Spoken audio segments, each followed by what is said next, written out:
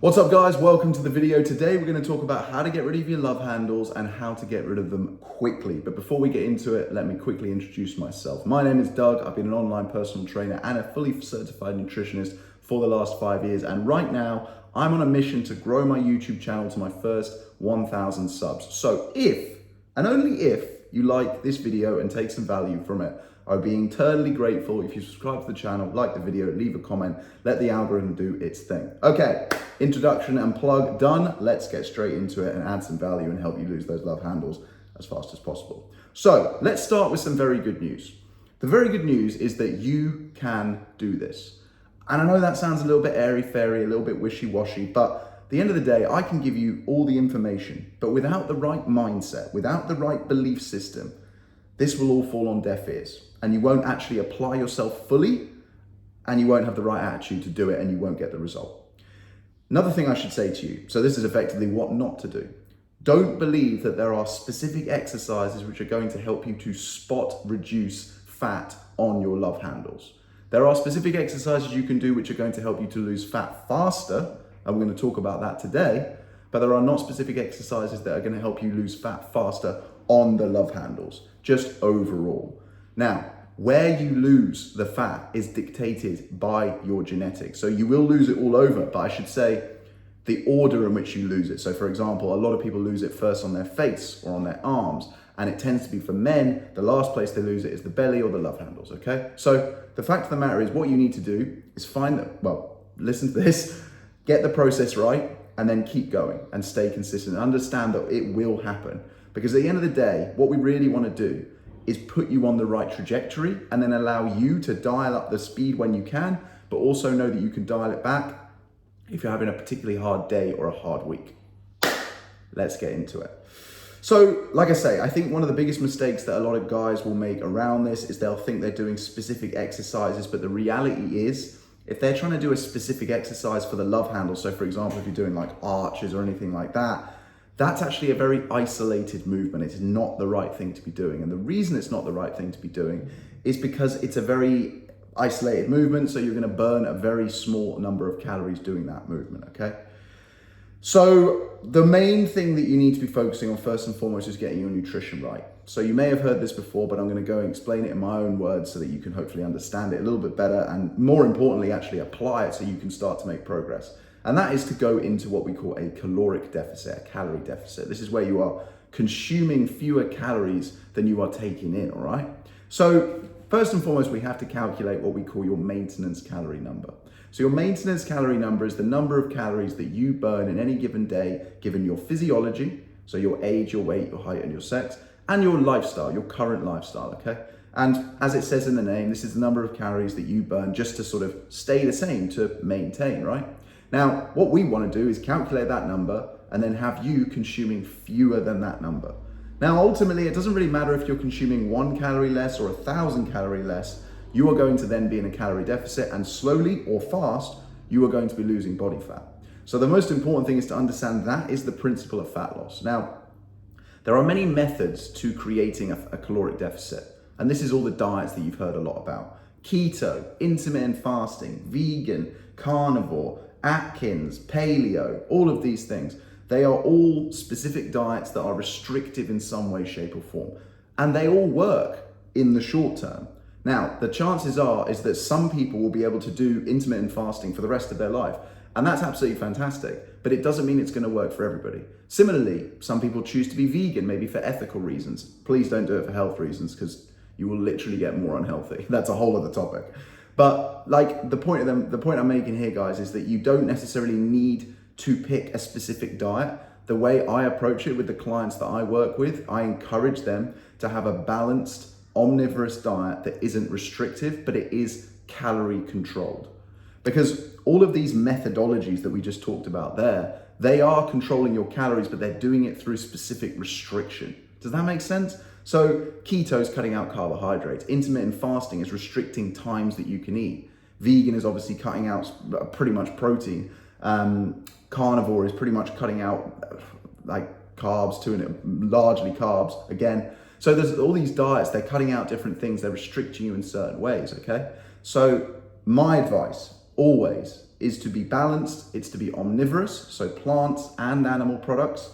It's to be very conscious of your calories and your macronutrient intake, okay? So how do you calculate your maintenance calories? That's probably the start point that you need to be at, right? So very simple. There's lots of equations that we can use, lots of formulas that we can use, but the most rudimentary of them all is to take your body weight in pounds, not in kilos, in pounds, and multiply that by 15, okay? Like I say, it's a bit rough and ready, but it's gonna give you a start point, and that's really all you need, because 95% of people don't even have the awareness of knowing what their maintenance calories were. If you were to stop people in the street in New York or London or Hong Kong or Sydney or wherever it might be, 9 out of 10 of them wouldn't have a clue what their maintenance calories. If you went up to people and said, "What's your maintenance calories, sir?" They'd be like, "What? Like, what is it? What even is that?" They wouldn't even know what the concept is, let alone what their number is, right? So just having that awareness already, just in what are we on, like 3 or 4 minutes, you're in the top 5%. So congratulations, welcome to the game. So first and foremost, we need to know your maintenance calorie number. Then what we need to do is decide what your deficit is going to be, okay? So an easy way to calculate this is to know that there are 3,500 calories in 1 pound of body fat, okay? So if you were to divide 3,500 by 7, because there's 7 days in a week, you're going to get 500, okay? So if you sustain a 500 calorie deficit per day, so 500 calories lower than your maintenance number, for every single day for a week, you're going to lose 1 pound of body fat. Now, it doesn't mean you have to sustain a 500 calorie deficit. Like I say, I'm giving you the tools, the education, the knowledge, the system, the principle here, so that you can choose to dial it up or dial it down. If you know that the next 3 months are going to be actually pretty easy for you, you don't really have any big commitments, your job isn't that stressful, your family's in a good position and everyone's all good, then you could probably dial it up and maybe go to 750, or dare I say, on some weeks, not every week, you could even go to 1,000. As soon as you start getting up to 1,000 calorie deficit, obviously that's where you're going to lose, if you think about the math, right? If 500 calorie deficit, you're going to lose 1 pound per week. 1,000 calorie deficit, you're going to lose 2 pounds per week. So it's aggressive, but you're going to get faster results, okay? But at the same time, it's also going to be twice as hard, and your brain is going to really fight you, because your brain likes what we call homeostasis. It likes staying the same. So if you start to instigate a process where you're changing your physiology, your makeup, it's going to fight you hard. It's going to play mind games with you. It's going to make it very difficult for you to sustain that calorie deficit, okay? So rough and ready, what I tend to say to people is aim for anything between 400 to 600, okay? Because some days you're going to be 400, some days you're going to be 600, it doesn't really matter. But if we aim for that sort of sweet spot around the 500, most people can do that by actually, first and foremost, doing an audit of what they eat. So tracking their calories. You can use free apps like MyFitnessPal to do this. It doesn't take that long. They've made it very simple nowadays, because you can barcode scan all the food and stuff like that. And you just have an awareness of what your normal diet looks like. Most people will tend to look at their normal diet and say, oh, okay, well, if I cut out this and if I reduce that and I get rid of that, I'm actually saving 500 calories, and I'm not that fussed about those 3 things. Like, okay, it's gonna suck for a little bit because I'm used to eating those things or drinking those things. Remember, there's calories in liquid, guys. But after a while, you're like, well, it's fine. I'm getting the result that I want, so I'm getting the payback outweighs the benefit of me getting the dopamine, the immediate rush of dopamine from having that treat or whatever it might be. So we want to create the calorie deficit, ideally around the 400 to 600 range, like I say, roughly around 500. What I would encourage you to do though is, so let's say we've got your maintenance calorie, we've minus 500. So let's say, rough and ready, your maintenance calorie number is, 2,500, right? We minus 500, that's 2,000. So your recommended calories for the day are going to be 2,000 calories, right? What I would suggest you do is multiply that number by 7. So that's now your calories for the week. So you now know, you go into on a Monday morning, you're like, right, I got 14,000 calories for this week. That's how many calories I got in the bank. I'm allowed to withdraw 14,000 calories, right? Gives you a lot more freedom, doesn't it? It doesn't mean that, like, if you miss a day or if you get a day wrong because it's stressful, or, the kids are doing something and your partner pisses you off, or you just have a tough day, right? Whatever, it means you're not beating yourself up, because it means you realize, okay, today was a higher calorie day than I wanted it to be, but you know what? Tomorrow I can make it up. Or what a lot of people do, a lot of my clients do, is they'll front load their deficits. So what I mean by that is Monday, Tuesday, Wednesday, maybe Thursday, they tend to be very, like, just rude, like, quite, what's the word? structured. You know, I'm not looking for a word that starts with R. Some of you are sorry screaming at this camera. I can't think of it, but it's bloody annoying me.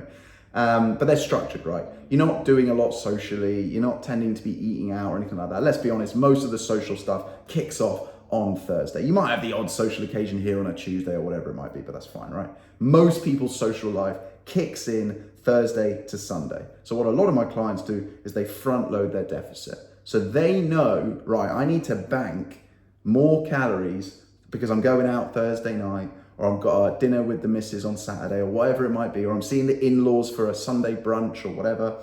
So I need to bank some calories there. So they'll go harder on their deficit Monday, Tuesday, Wednesday, Thursday during the day, so that they've got those calories in the bank ready for the rest of the week. And it means that they can eat with a lot more freedom and a lot less restriction.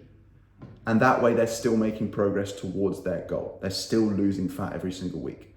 One other caveat I will say on this, guys, before we move on to the next topic, is that there's a big difference between body fat and body weight. So don't be disheartened if you stick to what I've said for a week and you've done the 500 calorie deficit and you think, okay, cool, I've lost a pound of body fat, and you jump on the scales and your weight has stayed the same or maybe even gone up a little bit. Because your weight is two things. First and foremost, it's your gravitational pull to this earth. That's it, literally. Secondly, you have to remember that at any given point, you are 60 to 80% water. So your body weight is going to depend largely on how hydrated you are, right? This is why in the morning you weigh the lightest, because you've got no food in your stomach and you've got no water in your system. So as you go through the day, your weight is going to fluctuate. And if you don't believe me, if you're working from home one day, weigh yourself every 2 hours. Weigh yourself 6 times in the day while you're awake, and you will see what I mean, okay? Now, obviously, it also gets more complicated for women, because especially women who are menstruating, because as they go through their cycle, their weight will fluctuate more so, and that's more to do with hormonal responses to sort of water weight again and stuff like that, okay? But just know that under the surface, under the hood, you are losing body fat as long as you are genuinely in that deficit. So what I would say is, if you do this for 4 weeks and you don't see your body weight start to come down, then we need to have another look at your calories, because it's not that you're a special snowflake and you beating the laws of thermodynamics. It just means that you're not actually in a deficit. A lot of that time becomes because people have calculated their calories wrong, or because they're not tracking every single calorie that they have. So for example, they're not tracking liquid calories, whether that's soft drinks, whether that's Starbucks, Costa, Nero, all these things. They have hundreds of calories in some of these coffees, guys. Not all of them, some of them, right? And then of course, alcohol as well has calories in as well. So be vigilant with it. I know that people will say to me like, yeah, but calorie tracking, it's hard, it takes ages. Trust me when I say this, guys, it's one of those things where if you do it diligently for 8 weeks, it's not that long, you will never have to do it again for the rest of your life, because you will have a different relationship with food. You will be able to look at a plate of food and eyeball it and roughly calculate how many calories that is. So 8 weeks for the rest of your life to be healthier and happier and more fulfilled, I think it's a very easy payoff and a very easy decision to make. So that is your calories, guys. That is the most important thing, but there are some other elements to it. So let's rush through those. I'm conscious of time. So first and foremost, we want to make sure that your diet is high in protein. We want to make sure it's mostly made up of whole foods. We want to make sure it's nutrient dense. So what I mean by that is it's getting lots of vitamins and minerals, and it's spread across your different macronutrients. So you want to have high protein, but you also you don't want to be skimping on carbs, and you don't want to be skimping on fats. I've done other videos on this, so I'm not going to go into it on this, but you're welcome to scroll down my channel, check out the other content. There's literally like, it's day 108 of me doing this in a row, guys. So there's plenty of videos there. You want voluminous food. If you're looking to lose fat, you want food that is literally like going to sit on your stomach, because it means that there genuinely won't be physical space for you to eat more food. Okay, so what we mean by voluminous food tends to be things like vegetables, because they're high in fiber. Dark chocolate's a really good sort of treat if you want, that's more voluminous as well, because it's higher in fiber and harder to digest. It's harder to break down. And this is where the protein comes in as well. Protein is more satiating, it's more filling, because it's of the 3 macronutrients, it's the hardest for your body to break down. So that's a really good one to talk about as well. We've talked about tracking calories, and we've talked about what I call the eagle eye approach, which is where you're looking at your calories in the context of your week rather than every single day. Next up, so that's the kind of the calories in side of things. So we're going to reduce the amount of calories that you're taking in. So first and foremost, we're going to calculate your maintenance calories. Then we're going to minus whatever you want to minus. 250, 500, 750, 1,000 to calculate your deficit. Then we're gonna track your calories so we can see what you're actually eating right now. You don't need to change anything at this stage. Day 1 to 3, I would just do an audit. Just be super humble, super honest with yourself. You don't need to tell anybody. Just be like, this is what I eat in any given day, okay? Do that, track your calories, audit them, see how many you're having. Then you go, okay, I've done my audit. I'm not looking at this emotionally. I'm gonna look at this logically. What can I keep? What can I reduce? And what do I need to take away if I wanna hit my goal, okay? So you're gonna do that. Now we need to look at the calories out. So because we wanna reduce the number of calories you're eating and consuming, but we also want to increase the number of calories that you're burning. So how are we going to do that, right? Well, we're going to do that through 2 things. First and foremost, we're going to do it for what we call NEAT, which stands for non-exercise activity thermogenesis. Very scientific word. Basically, it's any movement that isn't exercise. So exercise is where you consciously go to do something. Go for a run, a row, a cycle, lift weights, play a team sport, whatever it might be. That is exercise. Going for a walk, cleaning the house, moving my hands around like this and being more fidgety, standing rather than sitting, walking up the escalator rather than taking the lift. That is all what we call NEAT. So what we want to do is increase your NEAT consciously. We want to literally say, okay, right, this is how many steps I'm doing at the moment, and everyone can do this. They can look on their settings or their health app on their phone. They're going to see how many they're averaging for the last week or month or whatever it might be. And you're going to try and increase that. What I would try and do at the beginning is try and increase that step count by 20%. Everybody talks about this sort of number of, oh, we got to hit 10,000 steps a day. It's very arbitrary. And I think it's quite a scary number for a lot of people because given that I know in the UK, the average number of steps that someone does is 4,000. If I'm to turn around to the sort of average person and say, you've got to do 10,000 steps a day, that's more than 100% increase. They're going to be like, well, I don't even know how to do that. Like, how do I get that into my life, right? So what I always say to people is start with whatever your base is and increase 20%. Try to increase 20% each week until you hit 8,000. You don't even need to be necessarily higher than 8,000. I think if you can consistently hit 8,000 every single day and almost make it to a point where you're not even really thinking about it, it just becomes part of your life eventually, you're all good. So we want to get your NEAT up, but we also want to make sure that we are doing some resistance training, okay? This is where you're going to go into the gym, you're going to lift some weights, guys. And specifically, we want you doing compound exercises. And this is where I talked about specific exercises earlier. So the specific exercises that I want you to do to lose the fat faster are the compound exercises.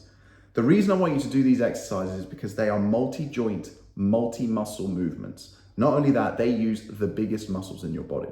And you have to understand that the bigger the muscle that you're using, the bigger the calorie burn. So if you take, for example, your quads and the front of your legs, or your hamstrings on the back of your legs, or your glutes, your bum, basically, these are all the biggest muscles that you've got in your body. So if you're doing things like squats or deadlifts or lunges or anything like that, they are going to burn more calories than if you were to do a bicep curl or a crunch or a little, whatever you call them, like side crunch, oblique crunch, whatever they're called, because you're using bigger muscles. So you want your workouts to be built around compound exercises. Now, it doesn't mean you have to go and use the big scary barbells or like to do your squats or anything. You can use leg press machines. You can use squat machines if your gym has one. You can just do lunges with dumbbells or body weight or power bags or anything like that, kettlebells. You can do goblet squats where you hold a dumbbell and squat down like this. You can use dumbbells or kettlebells to do deadlifts. So you don't need to be overwhelmed by the sort of big scary barbells and the squat racks that are always taken up by the meanest looking guys in the gym, who by the way tend to be the nicest guys in the gym as well. But what you do want to be doing is you want to be doing resistance training. Ideally, you want to be doing 3 sessions a week. You don't need to do any more than that, but I'd say any less isn't really going to give you that much of a massive benefit. And you want to be focusing on compound movements, okay? And then the last but not least, guys, is sleep. Because sleep, what sleep does, aside from rest and recovery, is it helps to bring all of your hormones back into balance. Your endocrine system, your hormonal system, is like your nervous system. It's an entirely different system, okay? And every night, it's not very scientific, and someone who's a scientist probably wants to shoot me for saying this, but it's effectively resetting your hormones. It's bringing them back into balance. And that's super important because you've got hormones that are responsible for lots of decisions. And a lot of us go through life making decisions purely based on our hormonal, emotional response, okay? As much as you can, you want to be making decisions based on logic and rationale, not on emotion. Best way to do that, get consistent good night's sleeps. So that means at least 7 hours. I'm not going to say 7 to 9 hours because let's be real, who the heck is getting 9 hours sleep these days? Like if you are, congratulations, you are in the top 0.1% of sleepers in the world, and I am incredibly jealous of you. But if you get 7 hours consistently, and most importantly, it's high quality sleep, so that means a couple of things. That means you're going to bed and waking up roughly the same time, give or take 30 minutes either side. And it also means you're not waking up in the night. That is going to help you. The consistency with the sleep is the most important thing, okay? And good sleep hygiene can make all the difference, trust me. And the reason it helps so much with your endocrine system is 3 that I want to highlight to you. First and foremost is your cortisol. So your cortisol, if you're unfamiliar, is your stress hormone effectively. So if you get more stressed, you are more likely to make bad decisions. For lack of it's very unscientific me saying it like that, but you know what I mean when I say it. 2 other hormones I want to talk about is your leptin and your ghrelin. Your leptin is responsible for telling your brain how full you feel. And your ghrelin is responsible for telling you how hungry you feel. Now, if you're getting consistently bad night's sleeps, your leptin and your ghrelin are going all over the place. You want your ghrelin to be as low as possible, and you want your leptin, which is the fullness hormone, to be as high as possible. That way, you're going to make way better decisions when it comes to your food choices. So sleep is super important, guys. The last one I'm going to say, and it's not so much like a thing to do, it's more of a mindset to be in, is when you go into something like this, whether it's to lose love handles, whether it's to lose belly fat, whether it's to just feel healthier, live a happier life, be more fulfilled in your life of what you do, you want to have a strong driver, a strong purpose. You want to have an anchor, something that's going to get you out of bed on the day where you don't want to do it. Because let me tell you this right now, this is a process. It can be a lengthy process, but it's a process that you will not regret. Because let's say you spend 3 to 6 months dedicated to losing body fat, okay? You're never going to regret that, because trust me when I say this, losing it for the first time is the hardest part. Once you've lost it the first time, first and foremost, you've got the system and you know how it works. So you've got the mindset and you've got the peace of mind that if you need to, you can do it again. Secondly, again, what I said earlier about your brain and homeostasis, your brain likes staying the same. So once you're leaner, even if you try and eat more, if you try to get unhealthy again, your brain will effectively stop you. So your brain, weirdly enough, likes homeostasis, whether you're unhealthy or healthy. This whole idea of listen to your body, brain, it's all complete BS. Your brain will quite happily keep you in an unhealthy body because all it's thinking about is staying alive. If you can work through the challenges of your brain fighting the change to get yourself leaner, your brain will then encourage you to stay that way. So the first time you do this is the hardest. The first time you do this is also the longest. But if you can do it, the next time you need to do it, if you get out of shape again, which happens, we're all human, it will be so much easier.